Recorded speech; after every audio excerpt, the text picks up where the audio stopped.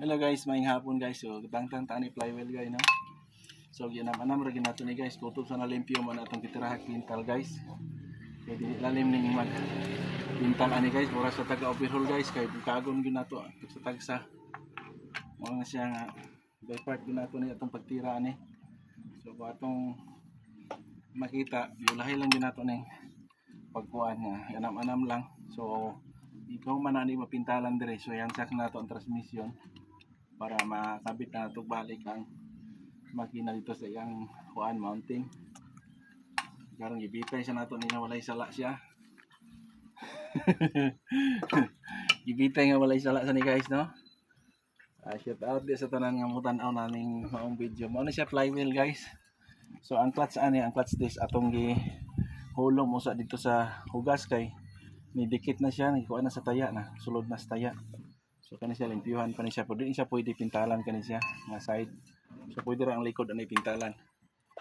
Ug ang back plate. Okay. Wala lang laki na nimo. So mo na guys, ato nang napintalan ang mounting hasta ang iyang crankcase. Ano na siya guys, no? Man ibalik na po na nato niya. Depende sa ano sitwasyon eh. Ilalam oh. Kita na ito na ilalam ng makina na. Ano siya. Muna yung oil seal. Yan yung oil seal. Okay raman. May leaking yung oil seal. Okay. So, pwede rin sabnig ilisa na to. Ilisan daan. Ano siya. Pintalan ako na eh. Kani. Yung plate. Muna yung guys. Kani yung back plate niya. Ito na yung pintalan. Kaya ba kayo kupitalanan ani guys, mo trabaho ani guys, ko dili gid imong madali. Transmission, ginam-anam lang sa nato ni pintal, ang katong kutob sa naunag kalimpyo ato nang gikuan, okay na ni siya kambyada niya. Ano na siya. Mo na tong mga nabuhat ba, anam-anam, di man gyud madali ni. So, kani guys, mo na yang oil pump guys, mo na yang oil filter.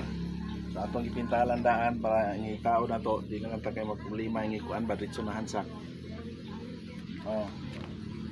So mora gina ato ang kuan guys. Ngaw niya. Kani pintalan na po kini clutch sport. Pintalan po nato ning clutch sport kay para po di gyapon siya mutaya no kay adto mong dagat na to gamiton.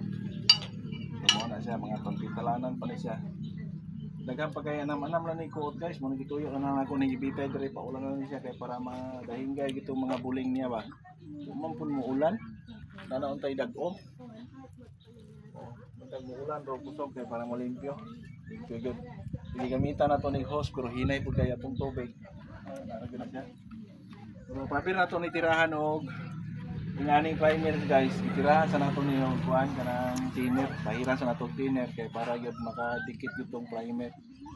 Okay, ang thinner mamontoy mo palukso sa mga ato mga oil niya ba. Something nga na oil eh. Ato tong butangag thinner aron mo kuan siya maanod tong mga oil, makapuli gito makapenetrate jud ang epoxy primer.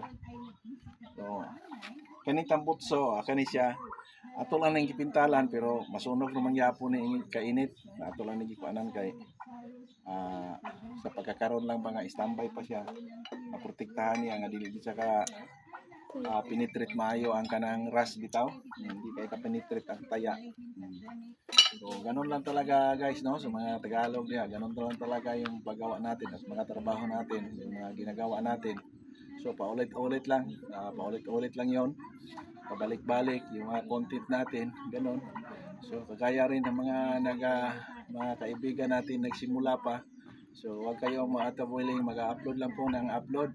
At sa mga nagsasabi diyan na kailangan po magbukas po kayo, sa akin naman wala po akong masabi tungkol diyan.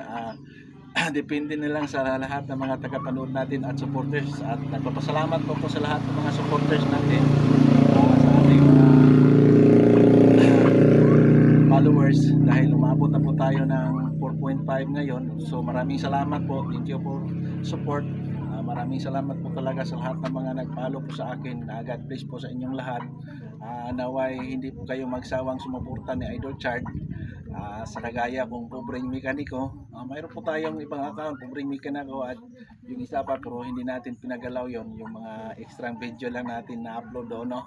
So shout out sa aking mga kaibigan dyan, mega love shout out sa lahat ng mga naandyan sa labas ng ating bansa, lalong lalo na sa Dubai, Qatar at sa Riyadh, sa mga sa Saudi Arabia, yung mga nandyan nagtatrabaho po, yung mga OFW. Okay, maraming salamat po sa lahat sa mga followers natin dyan. At sana po bless po kayo sa araw-araw at nandyan po kayo sa malusog na pangangatawan. Ito po ang iyong lingkod. Maraming salamat po. God bless po sa ating lahat. Bye bye everyone.